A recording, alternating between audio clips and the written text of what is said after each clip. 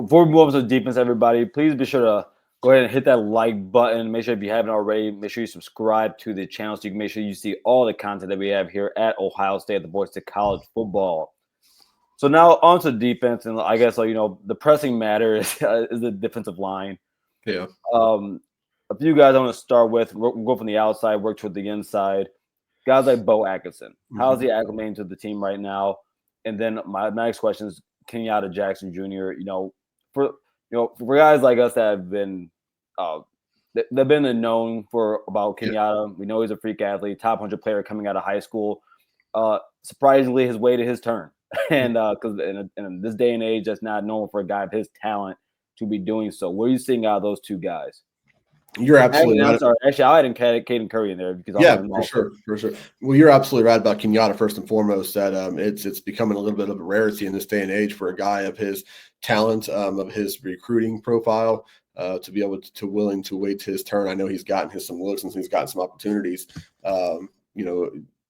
Even going back to his freshman year, but especially last year, but they were limited.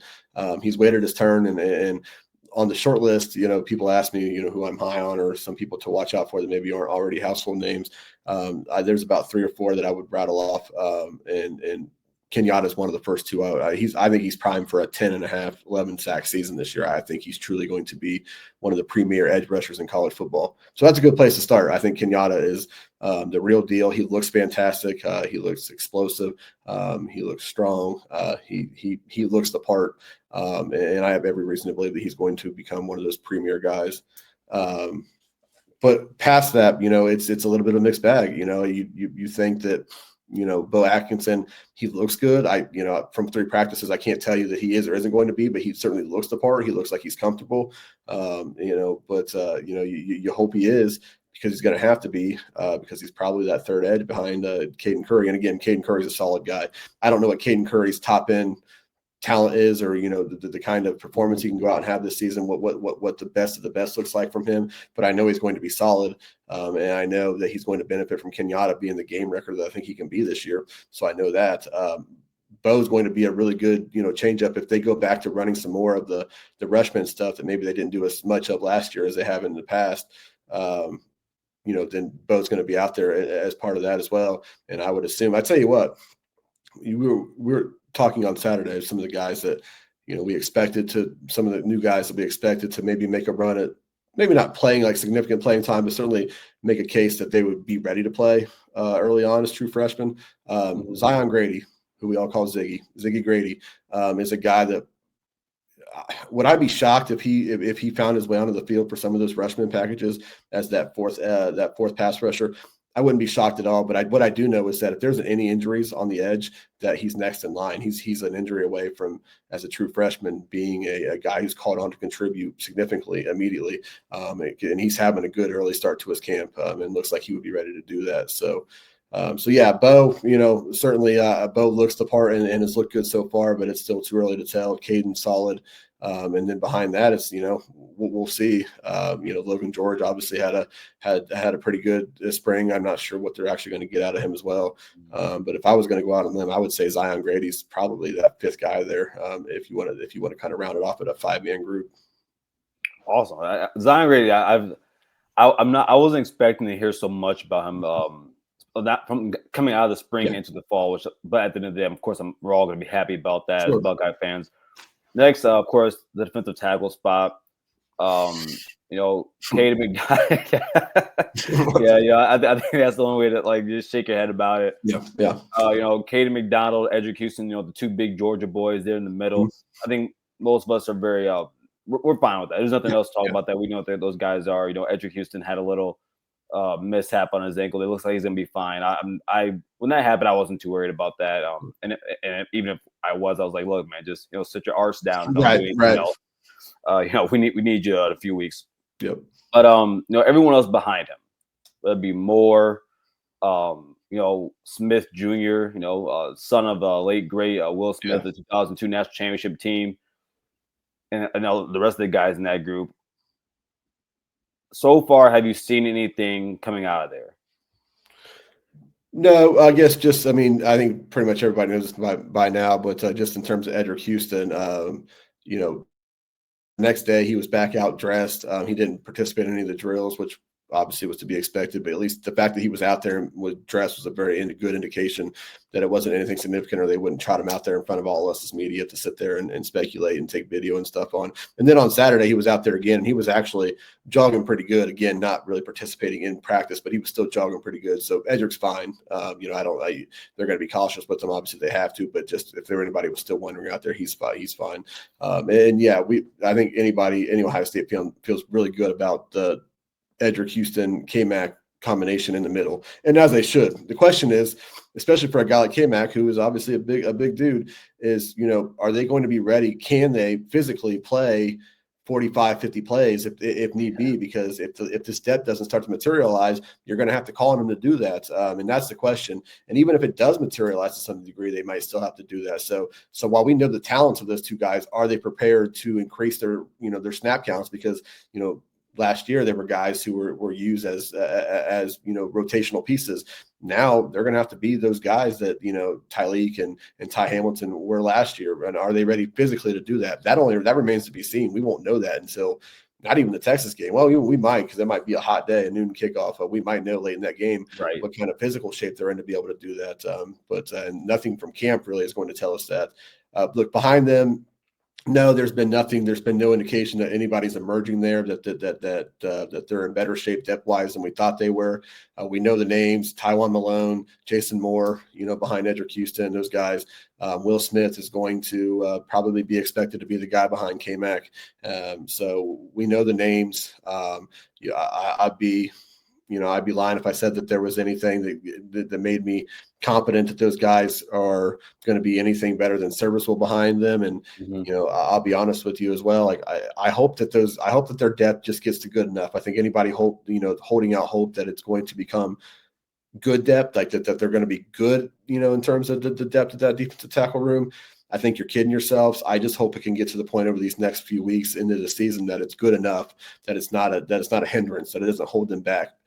Because when you look at what Ohio State has at linebacker, and certainly in the secondary as well, it would be a real shame if how good they're going to be in those two levels, that it kind of gets spoiled by the fact that they can't hold up front. I just hope it gets to a point where it's good enough, and that it's not something that, like, an Achilles heel that really holds them back. And part of that's going to be, again, how much they can play, K-Mac and Edric, how long they can be on the field, and how many snaps they can play. And then also they have to develop that depth to just become serviceable, to get those guys off the field at times. And the last guy I want to ask about here is C.J. Hicks. Yeah. Ironically, so 2 years ago, me and my best friend from middle school, we actually started a show called Scarlet and Blue Show, where we talk about Ohio State Michigan football. And this would have been, I think it was Hicks' sophomore year, where I kind of just looked at him at middle linebacker. I said, I don't think he's a Mike linebacker. I think he's got play edge. And then lo and behold, here we are. And also, when Matt Patricia first got on to the scene here in Columbus, those two seemed to click. They had a good rapport. What are you seeing out of C.J. Hicks right now as an edge rusher? And he's 6'3", 233 now, they say. So what do you see out of him right now? How is he being used? When I bring up C.J. Hicks to a lot of people, they roll their eyes because there's some C.J. Hicks fatigue, because it seems like every season we go into and saying, like, hey, C.J.'s looked good. I think this is the year where C.J. really, turns a corner, because he's too good. He's too talented. And at that size and his ability to move to not finally put it all together. So with that being said, I'm telling you again, like, C.J. Hicks looked really good on Saturday. He looked good on Friday. He's moving around well. I agree with you that I think this was probably always, where he was destined to be, if they were going to fully utilize his talents, or at least some kind of hybrid role. He's a perfect kind of player and body for what Matt Patricia has always done throughout his career. A guy who they could do some different things with and get a little creative with. So it's now or never for C.J. Hicks. We know that. I think he's in the spot that he needs to be in. Where he fits into that depth, and we just got on talking about defensive in depth, and frankly, I forgot to mention him, but that's not because he hasn't flashed or looked impressive at times in what we've seen in camp. So where he fits into that, I don't entirely know. I guess he's probably that fourth guy. I mentioned Ziggy potentially being that fifth guy. It's probably CJ as that fourth guy, and there's your five there. It'll be interesting to see. Again, I understand people are tired of hearing about C.J. Hicks because every year we do this, but for whatever it's worth, he's looked pretty good in camp, and he looks comfortable there. And we know the kind of athlete he is. So it makes all the sense in the world to think, okay, well, this is when he finally puts it together. I'm not going to hold my breath on it. I'm rooting for him. I hope it does. And I think it's completely reasonable to think that it does when you watch him and the way he's practicing right now. But I'm not going to hold my breath on it. I don't think anybody should. But here's the hoping. So moving on to the next position I want to talk about was safety. Now, we all know that Caleb Downs is the guy who's going to be there, who, in my estimation, second best player in college football, best defensive player in college football. I think he's a very special talent. If not the smartest, I think he's one of the smartest players in college football. But that the other guy, the guy next to him, now, of course, Malik Hartford, Jalen McClain, those are the two guys mostly being talked about. They're mostly getting the reps there.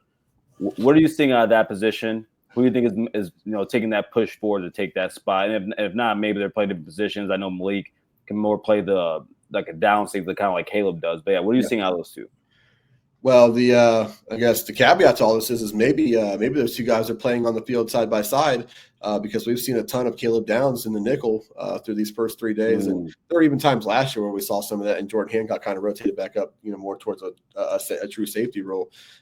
So we've seen a decent amount of Caleb Downs in that nickel spot, which has Jalen McClain and Malik Hartford on the field together, which speaks to both of those guys' talents and both of those guys' readiness to play this year if need be.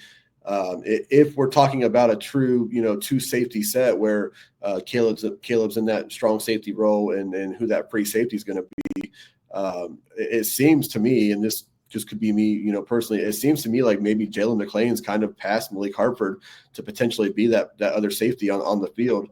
And again, that's not saying anything of Malik's inability to play because they're comfortable, obviously, enough to put both of those guys on the field if they want to put Caleb in that nickel position. So both those guys have obviously proven that they're ready to play. Heck, Malik Hartford started a couple games at Ohio State. People forget that he's made a couple of starts already. Yep. But it seems to me like Jalen, if they're going to have two safeties on the field, and obviously they're going to at times, they're not just going to run, purely with Caleb at the nickel. It seems like Jalen's that guy right now. Now there's still much of camp, but nothing would surprise me. As a matter of fact, when somebody asked me this coming out of spring, I still thought Malik was that guy who would ultimately start aside Caleb Downs. But just from what we've seen through these first 3 days, it seems like Jalen might be making a push to be that guy as a sophomore, and that's says a lot about Jalen. But the bottom line is all three of those safeties are going to play a lot for Ohio State this year, just depending on what they want to roll out there. Right. So the last two questions I have for you. Give me 3 players who if you've mentioned them already, that's fine. But 3 players that are really impressing you right now after the first week, and then give me a couple freshmen who are also doing the same. If I had to go with just 3 players in general and not mention, well, I'll stick with guys that a couple of guys that I already mentioned. And in all honesty, CJ Hicks is one of those guys that I've been really impressed with. Now, to say I'm impressed with them, I have my own set of things that make me impressed by them. A lot of what we can go off right now is just basically, their physical body type, how they look coming out of the summer. The last time we've seen them was the spring, so how they look. And right now, and then certainly a lot of positional stuff as well. They put the pads on, I believe, today. They were off. Yeah, they were off yesterday. I think today was the first day they truly had pads on. But CJ's been one of those guys. Milan's been one of those guys. Trying to think of some guys that maybe I have. Kenyatta's certainly been one of those guys as well. Max Clare has been one of those guys that really stood out to me. But I'm trying to think of guys that maybe people, obviously the obvious ones have stood out to me. Arbel Reese, I mentioned earlier that I had about 3 guys that people want to ask me, who's about to take off this year, and I said Kenyatta's one of them. Arbel's the other. I think Arbel Reese might be an All-American at the end of the year. Would not be surprised in the least if he's an All-American. I'm with you on that. I think he's about to be that good, and we know that physically he's a freak. So those are probably a lot of the guys. Freshman wise, Turbo Rogers, he was obviously a late enrollee, so he just got here just before camp, but he's not wasting any time showing why they call him Turbo A and why they wanted him in that class. He's the real deal in terms of speed. Moments, putting the ball on the ground, which obviously they're gonna have to iron out, but he's not the first freshman running back who's had a hard time with ball security, but when he holds on to the football, he lives up to the Turbo nickname. So he's been impressive. I mentioned Javon McFadden, Quincy Porter as well. I'll give you another name that what you want to talk about being on the 2 deep, and a guy who is one injury away from being a significant contributor to this Ohio State team this year is Riley Pettichon. Riley Pettichon is going to be in the 2 deep at linebacker, behind Sonny in that will spot. So I've said this before. I think Riley was probably my favorite recruit of that entire class. I know a lot of people talk about Devin Sanchez, and he's the real deal as well. Make no mistake about it. But Riley's been my favorite recruit in that class, and he's making a name for himself pretty quickly in camp this year. And I think he'll be on that 2 deep. I think he's the guy behind Sonny. If anything were to happen to Sonny, he's going to be on the field.